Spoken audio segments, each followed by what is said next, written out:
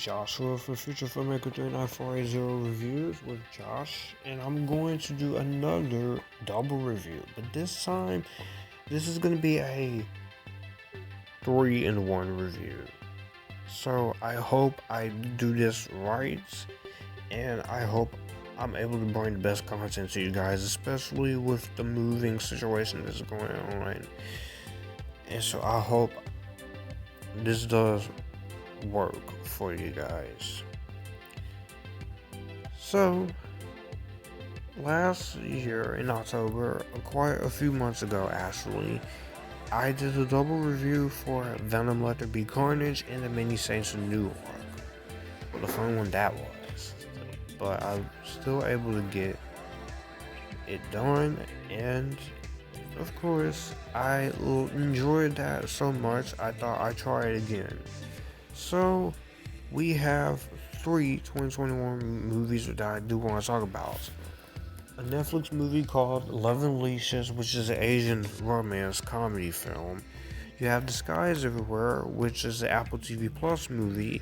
And then you have Hulu's film No Exits.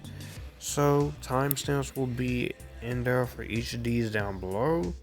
So as always, you guys be sure to watch this, be sure to share it, and be sure to give this channel the support it deserves, because it does help with the algorithm, and it does help the channel grow. So with that being said, let's get into it. So Love and Leashes came out on Netflix, and this is directed by Hyun Jin Park and stars Sehun, Jun, Kimbora, and Asan Jin. These are all in Asian names, so bear with me if I mess up on them.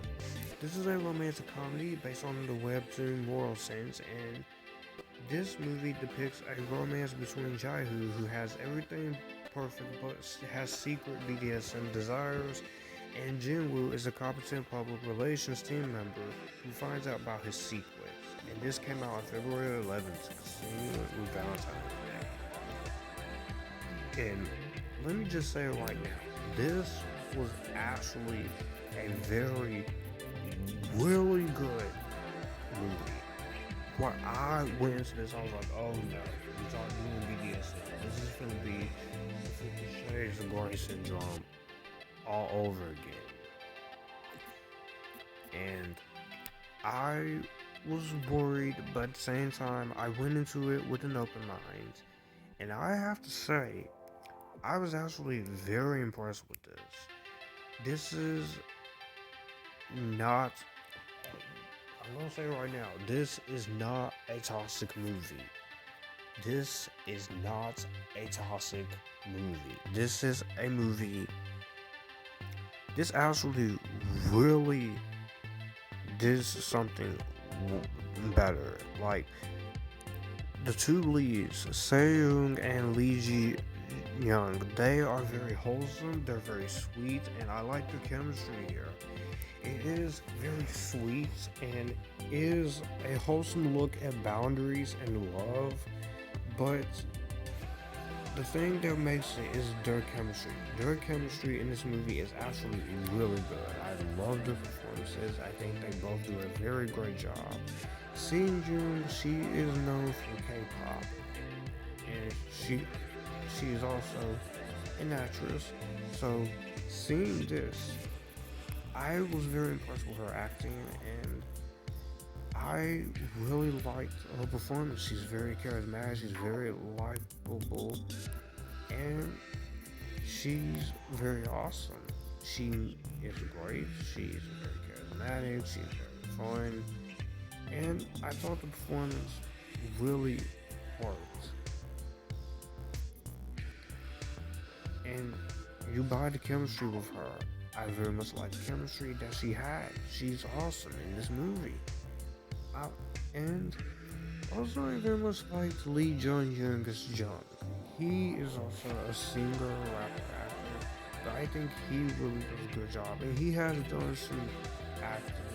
But here, this performance, he and the main lead girl, they're going places. They are very fun in the movie. You also have other Asian actors. I will put their names in the description box. But it's really the story that really surprised me. This is a very sweet and wholesome relationship, but it is not a toxic romance. And that is the thing I very much applaud this movie for, because if this was another case of 50 Shades of Grey for Asians, I would have easily just shut it off. But because I think the chemistry of the two leads, as well as the direction, of course, really made this out to be a winner, I think they succeeded in a lot of things they did right. They really knew exactly what they were going for. I was very happy with what this movie was trying to do. It knew what it was. It wasn't some stupid bullshit that you knew was gonna go. And it shows and it actually reveals the difference in the cultures about BDSM. And unlike 50 Shades of Grey, where it just plainly is inappropriately stupid and is just doing it for the sake of shock value, they talk about it in a way where you don't feel uncomfortable with it, to where you can actually get some sympathy, you can actually like them, and you can actually introduce what BDSM means. But the romance also turns out to be really sweet. It's very beautiful and it's very healthy. This is the healthy version of 50 Shades, and I feel like if 50 Shades, all three of those movies were more like this, and you could start writing for the source material, I think those movies would have been just fine and better received. But when you have James, what the hell, you can't do that. And when you get to the passionate and sensual moments, you feel it. And it does have more commentary when it comes to rampant sexism and misogyny in the workplace. And it is pretty good. And just some of the facts here, I don't know how accurate. And the female director of this movie, she handled this with care. Like I said, if this was someone else, this would have been a disaster. And for the entire 118 minutes, I was into the romance, I was into the story. I think the technical aspects are also very well done. From a production design standpoint and a costume design standpoint, this is a very well done film. It does have its cliches, I'll say that. It does have its cliches, but I think the movie knows exactly what it is. I think the movie succeeded in what it was trying to do, and it was very well done in what the setup was good. There were moments where you do feel like that this is going to go in one way, but it goes in the opposite. But I think the way it's handled is actually very good. This is a very fun comedy romance, and it does revolve around a lot of sexual themes. So this is definitely not for kids on Netflix, but it's very light on it. It's not anything erotic. My only real issue when it comes to the movie, though, I will say, I think it's a little bit too long. An hour and 57 minutes. But I was invested, I cared about the story, I cared about the characters, and I was not bored. So, if I'm not bored, you actually succeed in a good movie like this. So, for that, this is definitely one of the better movies I could have expected out of 2022. It's not, it is kind of one of my favorites here, but it'll probably be an honorable mention for 2022. But I definitely did enjoy it, and I'm gonna walk away and I'm gonna give it an Epictastic. I actually really enjoyed this. I did not expect to, but I did. This next movie here is The Sky is Everywhere. This is a drama that was released on February 11th, with Marry Me and the other movie I just talked about, Love and Leashes. This is, of course, a coming-of-age romantic drama directed by Josephine Decker, the director of Shirley. And this stars a nice cast of actors. This is based on the novel of the same name, written by Jenny Nelson, who also wrote the screenplay. This stars Grace Kaufman, Pico Alexander, Sherry Jones, Jason Segel, and Havana Rosalio. So, in this movie, we follow a main character named 17-year-old Lennie Walker. She is a radiant musical prodigy, and she's tucked among the redwood trees in Northern California and surrounded by her grandmother's roses, and she struggles with overwhelming grief following the sudden death of her older sister Bailey. So in this, she does have to deal with that and also deal with her lover and move on from that. This is the kind of movie that a lot of people are not so on the fence about, because one, this is a very romantic drama. This is a dramatic romance movie, and I'm all for any type of romance movie, as long as your name is not 50 Shades of Stupidity or the After franchise, which I can't wait till After Ever Happy comes out, because that's going to be a fun rant, and I'm going to celebrate.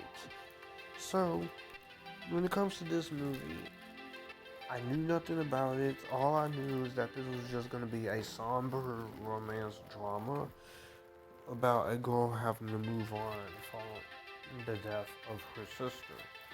And I went into it with curiosity, but I've seen some mixed reactions, and not many people are really liking it. There are some people who are enjoying this movie. Some people think it's one of their favorites of the year. Me, I'm in the same boat. I do like this movie, but I would not call this one of my favorite movies of the year. But this movie is very reminiscent of, I'm thinking of many things with the aesthetics, and the story I think is really good here. I like the story. It is just about a teenage musician who's trying to keep together things in the aftermath of her more outgoing sister. She's the more shy one. So you do get to see how this tragedy falls on her. Lennie, played by Grace Kaufman, brilliantly. And this is the first thing I ever saw her in. And I think she does a very good job in the role as Lennie Walker. She is emotional when she has to be. She gets the performance down, and I liked her character. You're rooting for her on this emotional and tragic journey. She wants to move on with her life, and she has to deal with the loss of her big sister. Because we all face a similar situation like this. We all have to face some of this later in our lives, and you do see she does have some selfish moments and some annoyance moments, but she is having to cope with this for some pretty sad things, and I do like the performance. The character, of course, she does have to go on the arc, and I think the performance here is actually very good from her. I also very much like the main guy of the movie, Joe Fontaine. He's Haitian and American. This is the first time I've seen him, and I think he does a really good job. I think those two have strong chemistry. You also have supporting roles like Jason Segel as Big Walker and Sherry Jones. I think they both do a very good job in the performances that they are given, and they really bring out their good moments of acting throughout this entire movie. I also like other actors like Jean Yoon Ju and Pico Alexander and Havana Rose Liu as Bailey Walker. This is one of two movies that I've seen her in, so this is pretty much her rise. And I gotta say, she does a very good job in the whole role here. She does a good job. I like the performance. She is very good for what she has to do. But I think the heart of the movie is these two leads. Yes, the main girl does make some questionable decisions, but you are following her point of view and how she's having to cope with the tragedy. So you definitely feel the tragedy that's going on with her, and it is pretty much a YA love triangle. So you do get the whole love triangle scenario there, which I thought was actually better handled than a lot of movies with this. And I was invested personally. I don't know about anybody else, but this was a love triangle. It doesn't. It did know exactly what it was going for, and I like the performances. I like the characters. I like these actors. They do a very good job in what they are supposed to do, and they know what is happening to them. They're very good here. Direction wise, Josephine Decker does a very good job directing wise, and I like her direction in this movie. I think the cinematography in this movie is beautiful. Yeah, some great visuals, aesthetic looking shots. The music by Caroline Shaw is really good. I also love the editing in the movie. It is an hour and 43 minutes, so it's very brisk pacing. And there's a lot of trials and true testaments that they go through. And I was invested in it. I do have some issues, of course. I do feel like the love triangle, while I appreciated it, I did think that some of it gets a little bit too carried away. And I will say there is a part of this movie where it did get a little overstaying its welcome. It's not bad. I just feel like there is a way you could have handled this. So I felt like that could have been done a little bit better. And I think that there's also some things here that I felt could have been touched upon a little bit more with some of the other actors. But that's really much my issues. Like I said, I don't think this is going to be a movie for everybody. It is going to have to determine on how you feel about this type of emotional thing. So, all in all, I do enjoy this. I thought the movie was good. It's not the most fantastic movie out there, but I did enjoy it enough to warrant a highly recommended. I was gonna give it an Epictastic, but having think about it more after seeing it, it's an Epictastic. No, I highly recommend it. This is not gonna be everyone's cup of tea, so know who you are. Now for the movie that I really want to talk about, and that is No Exit. No Exit, of course, this is directed by Damien Power, and this is based on a book of the same name. This stars Havana Rose Liu, Daniel Ramirez, Mila Harris, and Dennis Haysbert. And the plot is a college student on her way home from visiting her mother gets stuck with a group of people at a mountain rest stop during a blizzard. Things take a turn for the worse when the young woman discovers a kidnapped child in a car belonging to one of the people inside, putting the group in a terrifying life or death situation as they struggle to escape while trying to discover who among them is the kidnapper. This movie, wow. I feel bad for this movie because this movie was supposed to go out and be in theaters. this was intended for a theatrical release. But, of course, as we all know, with the Disney and Fox merger and with the pandemic going on, this was one of those movies that kind of got lost in the shuffle with that merger situation. And we got it on February 25th on Hulu. So, this movie, I was actually very impressed with. I know some people are not enjoying this right now. You have the writer and producer of Logan to do it, and Damian Power is directing it. And some people has dismissed this as a popcorn movie, but I think this is a entertaining thriller. Definitely entertaining. You have Havana Rose Liu as the main character. Like I said, this is a rising star. I want to see more of this actress. She plays Darby, and Darby is, of course, a recovering drug addict who discovers a kidnapping in progress, and she's stranded at a rest stop during this blizzard. And she does a very good job for her big lead.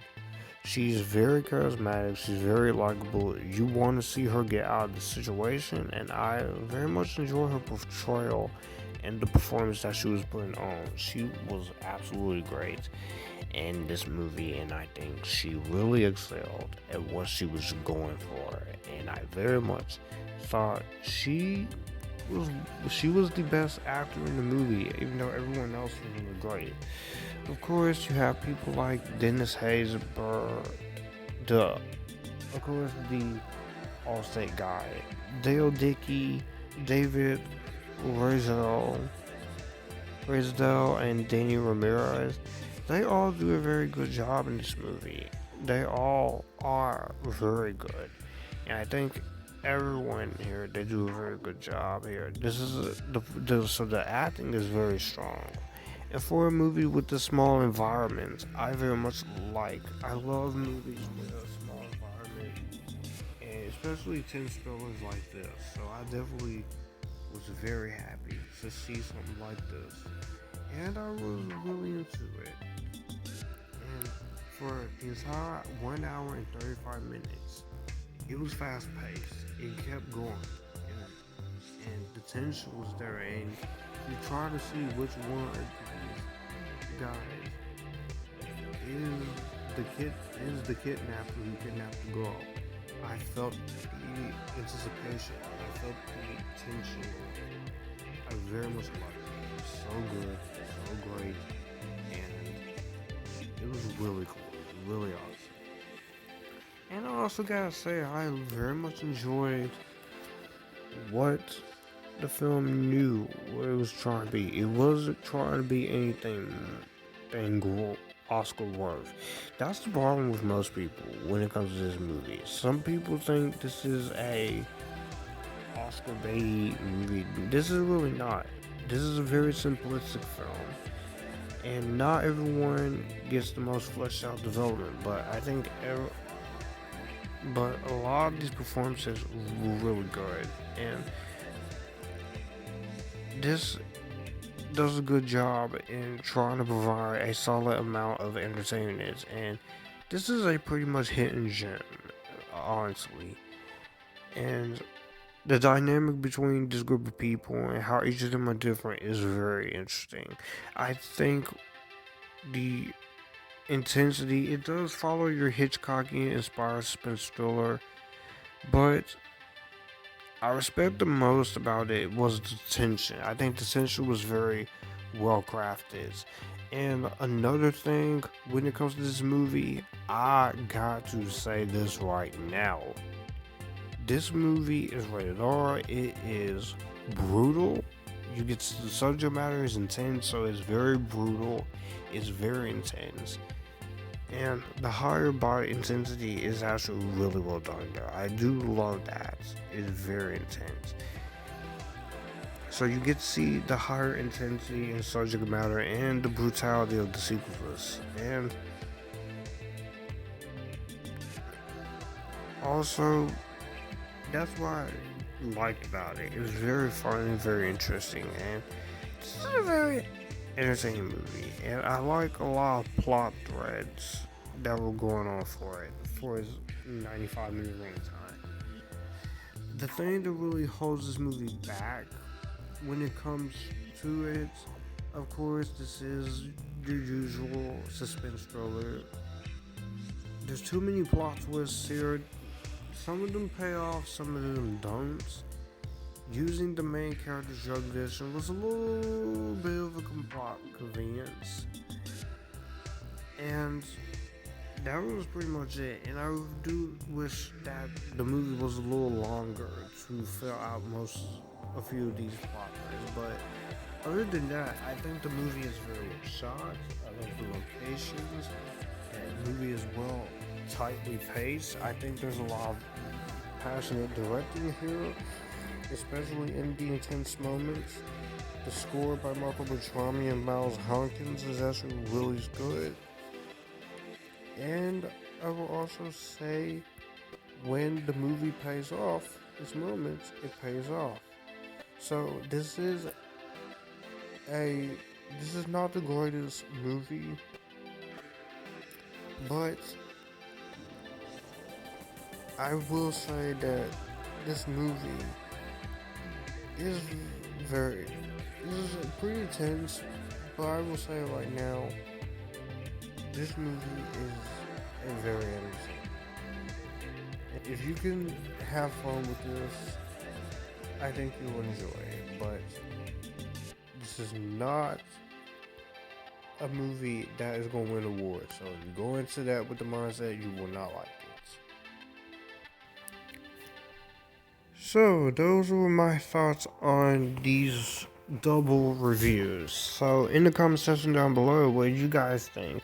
Did you like it? Did you hate it? Are you so like them? Which one did you like the most?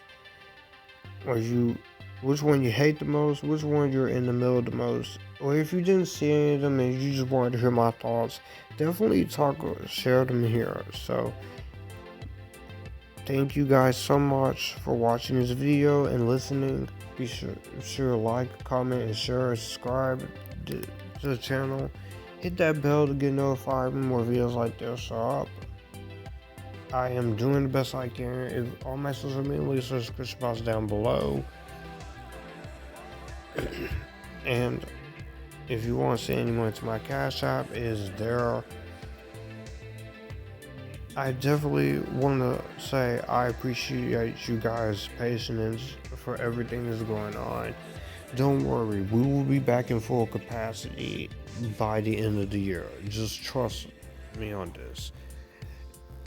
So videos are gonna be either like this, where it's 3-in-1, or 2-in-1, or mini review, or just a full-on review through voiceover until further notice.